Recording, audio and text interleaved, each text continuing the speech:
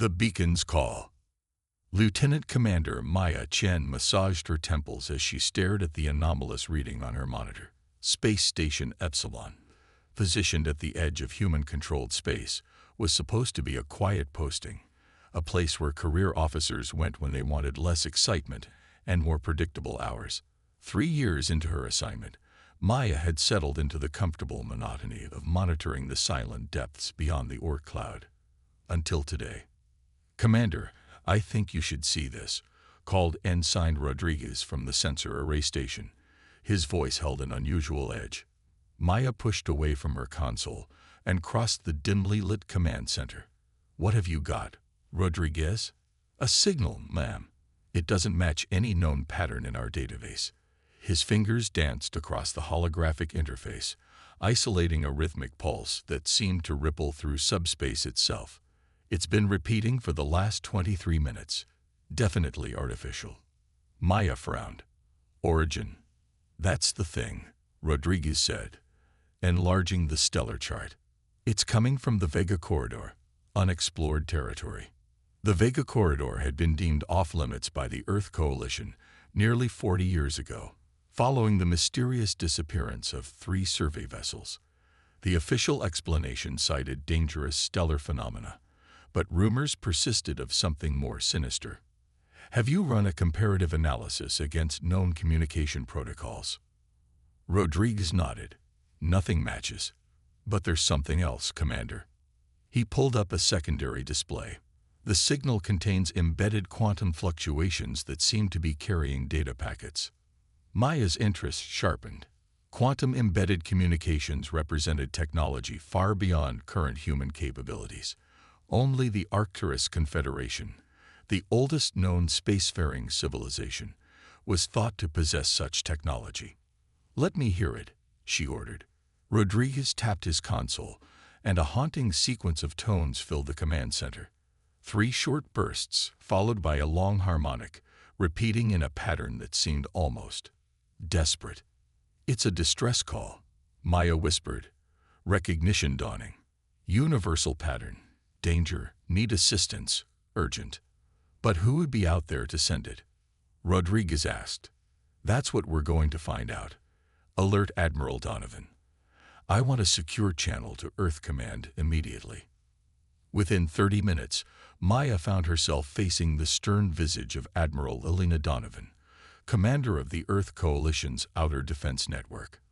"You're certain this isn't a sensor malfunction, Commander Chen?" Donovan's voice was crisp, her expression unreadable. "Positive, Admiral.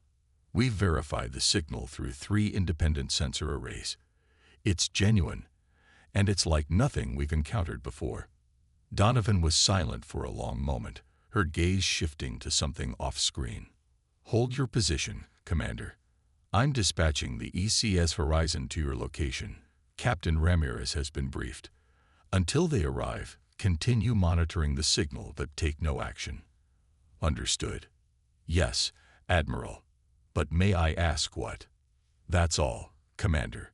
Donovan out. The screen went dark, leaving Maya with more questions than answers. Something in the Admiral's tone suggested this wasn't entirely unexpected. 18 hours later, the ECS Horizon, an Orion-class cruiser, emerged from fold space near Epsilon Station. At nearly 800 meters in length, it represented the pinnacle of humanity's publicly acknowledged military technology. Captain Isabella Ramirez wasted no time with pleasantries when she arrived at the station's command center. "Show me everything you have on the signal, Commander Chen." Maya had prepared a comprehensive analysis. "The signal continues unabated, Captain. We've determined it contains complex data structures beyond our ability to decode. However, we've managed to isolate what appears to be spatial coordinates embedded within the quantum fluctuations." Ramirez studied the data with intense focus, and these coordinates point to a location approximately 3.7 light-years into the Vega Corridor. A ghost of a smile touched Ramirez's lips. "Well done, Commander. You've just confirmed what Earth Command suspected." She straightened, suddenly all business. "By authority of Coalition Directive 7 Alpha, You and your senior staff are now under special containment protocols. Everything you've learned about this signal is classified beyond top secret." Maya blinked in surprise. "With respect, Captain, what exactly is going on?"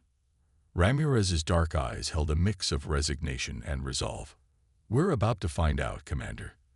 The Horizon will investigate these coordinates, and you're coming with us."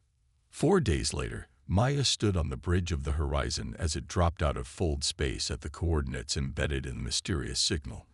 What they found defied explanation. A massive structure hung in the void, its surface covered in intricate patterns that seemed to shift and change as they watched. It was clearly artificial, but unlike any known technology. And it was damaged. Great sections had been torn away, revealing a honeycomb interior pulsing with blue-white energy. "Life signs," Ramirez asked her science officer. "Inconclusive, Captain.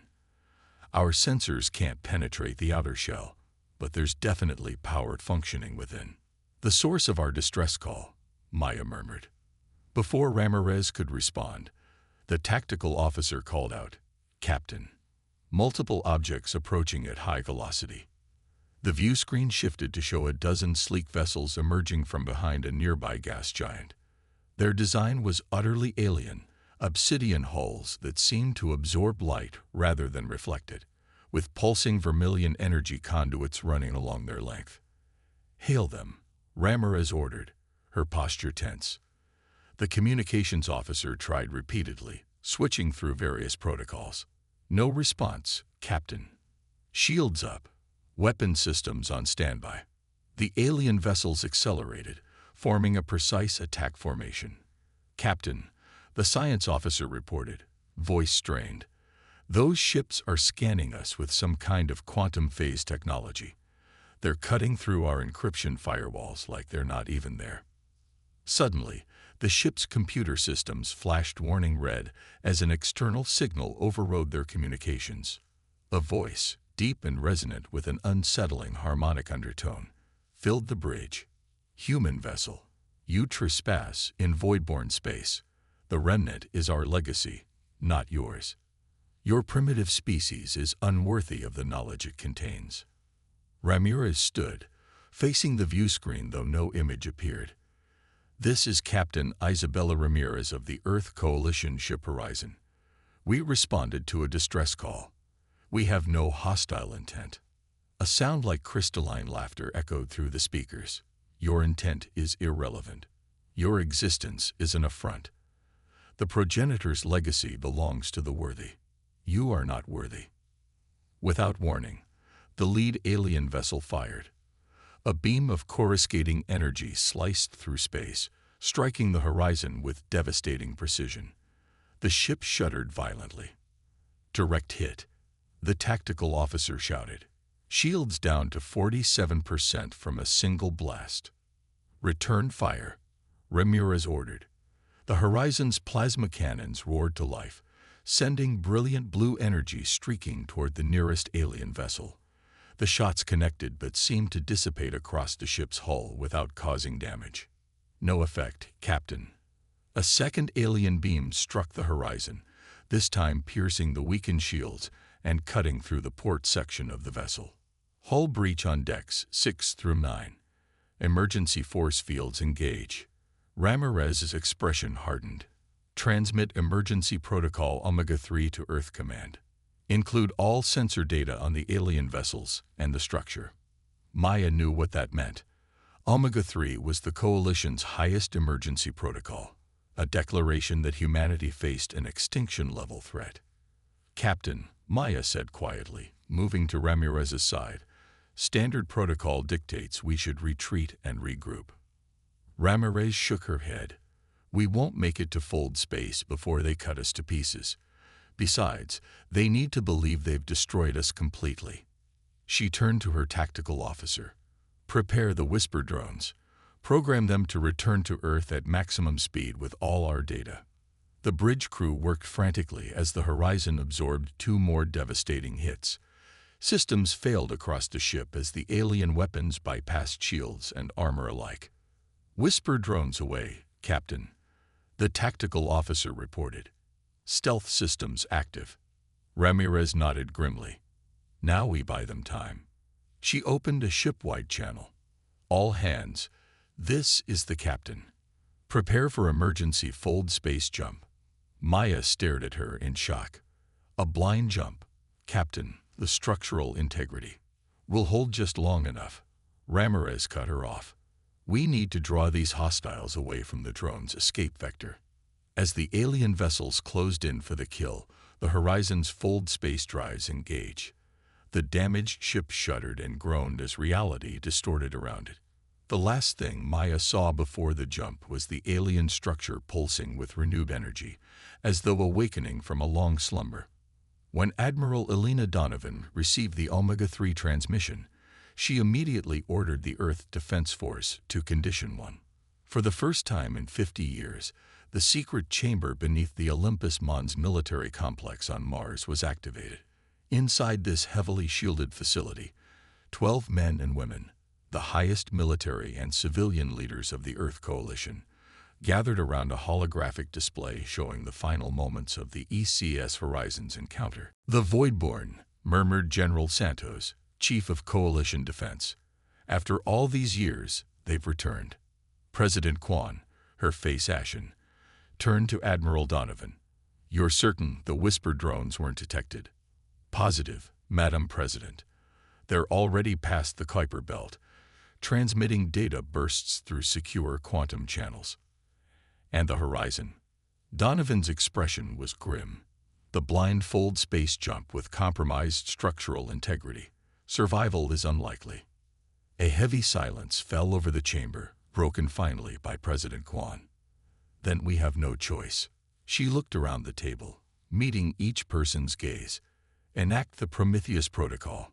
Several officials exchanged startled glances. Madam President, objected the diplomatic corps representative, if we deploy the Sentinel fleet, there's no going back. Our technological capabilities will be exposed to every species in the galaxy. And if we don't, Donovan countered, there may not be a humanity left to worry about diplomatic consequences. President Kwan's voice was steel. The Prometheus Protocol was created for precisely this scenario. The Horizon's data confirms what we've suspected for decades. The Voidborn possess technology far beyond conventional defenses. Only the Sentinels stand a chance. She turned to Admiral Donovan. How quickly can they be deployed? The 3 primary vessels, Aegis, Bulwark, and Vindicator, can be battle-ready within 72 hours. The support fleet will require an additional 48. Make it 48 for all of them, the President ordered. If the Voidborn technology is as advanced as it appears, they could reach Earth within a week. As the meeting continued, deep beneath the surface of Jupiter's moon Europa, in facilities whose existence was known to fewer than 30 humans, the greatest secret in Earth's history began to stir. The Sentinel fleet, humanity's ultimate defense, hidden from the galaxy for over half a century. Humanity unleashed. Admiral Wei Chen stood in the observation dome of the ECS Aegis, watching as the massive ship detached from its concealed berth within Europa's icy crust. At 2 kilometers in length, the Aegis was more than twice the size of any publicly acknowledged human vessel. Its sleek, predatory lines were broken only by the distinctive weapon emplacements that ran along its hull like the spines of some ancient sea creature. Admiral, Bulwark and Vindicator report ready for synchronized emergence, his executive officer, Commander Isabel Okafor, reported. We nodded, his expression solemn. For 30 years, he had commanded humanity's greatest secret, a fleet built with technology recovered from an ancient derelict, discovered during the early days of interstellar exploration. Technology humanity had carefully reverse-engineered while presenting a carefully crafted facade of lesser capabilities to the galaxy at large. Signal all vessels. Execute Emergence Protocol Alpha. Across Europa's frozen surface, massive sections of ice shifted and disintegrated as 3 enormous warships rose majestically into space. Surrounding them, a swarm of smaller vessels, each still formidable by conventional standards, took up escort positions. Aboard the Coalition's diplomatic station orbiting Mars, representatives from 7 alien civilizations watched in stunned silence as the classified feed showed vessels whose existence defied everything they thought they knew about human technological capabilities. Ambassador Threllax of the Arcturus Confederation, the most technologically advanced known civilization, was the first to speak. This is impossible. Our intelligence indicated your largest military vessels were less than 800 meters in length. That information was deliberately provided, replied Earth's chief diplomat, Esteban Reyes, his tone carefully measured. The Sentinel fleet has remained hidden for 53 years, Ambassador, a precaution against existential threats like the one we now face. The assembled representatives erupted in a cacophony of protests and demands for explanation. Only the Arcturan ambassador remained silent, his 4 eyes narrowed in what might have been newfound respect. Reyes raised a hand for silence. Representatives, I understand your concern. Earth has maintained this deception to ensure our survival. Now, we reveal it for the same reason, and to protect all sentient life in this sector of the galaxy. At the coordinates where the ECS Horizon had encountered the Voidborn, a very different scene now unfolded. Where before there had been a dozen alien vessels, now more than 30 Voidborn ships surrounded the ancient structure, apparently beginning some kind of extraction process. The Voidborn commander, Nexus Thought Eternal, observed the operation with satisfaction. Soon, the remnant would be secured, its power harvested to fuel the Great Reclamation. The primitive hums had been a minor inconvenience, easily dispatched. A subordinate approached, its movements conveying deference. Exalted One, our sensors detect unusual spatial distortions approaching from the direction of the human home system. Reinforcements. Nexus Thought Eternal's tone carried dismissive amusement. Their technology is primitive. Deploy interceptors if you must. As you command, Exalted. The subordinate stopped mid-sentence, its sensory appendages rigid with alarm. Spatial breach detected. Multiple vessels emerging. Space itself seemed to tear open as the Sentinel fleet arrived, not through conventional fold space technology, but through quantum dimensional translation, a method of travel thought theoretically impossible by most known civilizations. The Aegis led the formation, its massive form dwarfing even the largest Voidborn vessel. Flanking it, the Bulwark and Vindicator took up tactical positions, their weapon systems already targeting the alien ships. Aboard the Aegis, Admiral Wei Chen studied the tactical display with practiced calm. Analysis of the alien vessels. 34 ships confirmed, Admiral, Commander Okafor replied. Power signatures match those recorded by the Horizon. They appear to be extracting something from the ancient structure. We nodded. Open a channel. The communications officer worked her console. Channel open. Sir. Voidborn vessels, this is Admiral Wei Chen of the Earth Coalition Sentinel Fleet. You have attacked Coalition forces without provocation and threatened our civilization. Stand down immediately and withdraw from this region.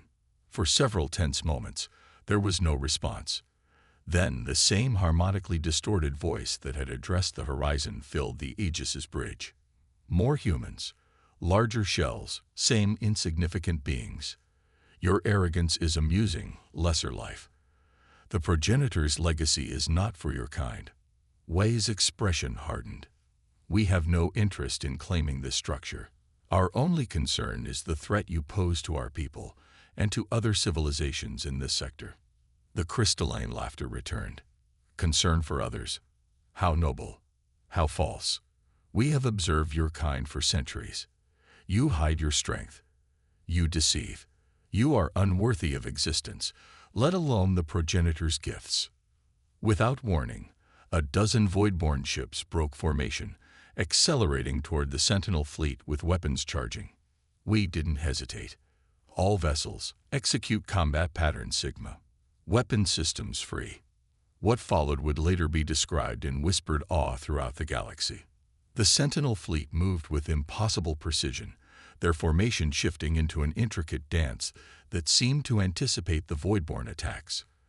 When the alien weapons fired, the same devastating beams that had crippled the horizon, they encountered not conventional shields, but layered quantum phase barriers that bent space-time itself around the human vessels. The Aegis fired first, not beam weapons or missiles, but gravitational singularity projectors. Technology thought to be merely theoretical by even the most advanced known civilizations. Where the weapons struck, space itself collapsed into microscopic black holes that consumed 3 voidborn ships instantly before dissipating in flashes of Hawking radiation. The bulwark unleashed a different weapon, a cascade of quantum disruption pulses that caused 2 more alien vessels to simply unravel, their atomic structures losing coherence in expanding waves of disintegration. The Vindicator deployed what appeared to be conventional kinetic projectiles until they suddenly accelerated to near-light speed in defiance of known physics, striking with enough force to shatter a small moon. The Voidborn responded with desperate ferocity, concentrating their fire on the Aegis. Their weapons, so devastating against conventional defenses, splashed harmlessly against the flagship's quantum barriers. They're attempting to retreat, Commander Okafor reported as the remaining Voidborn vessels began breaking off engagement. Pursuit course, Way ordered. They cannot be allowed to report our capabilities to their main force. The battle, if it could be called that, lasted less than 20 minutes. When it ended, the Voidborn fleet had been reduced to scattered debris. Only 3 smaller human vessels had sustained significant damage, with minimal casualties. As the Sentinel fleet secured the area, science teams began cautious examination of the ancient structure, the Remnant, as the Voidborn had called it. Initial findings suggested it was a repository of knowledge left by a long-vanished civilization, possibly the mysterious progenitors mentioned by the aliens. Admiral Wei Chen stood in his ready room, staring at the tactical display showing the aftermath of the engagement. A communication alert chimed, and President Kwan's face appeared on his screen.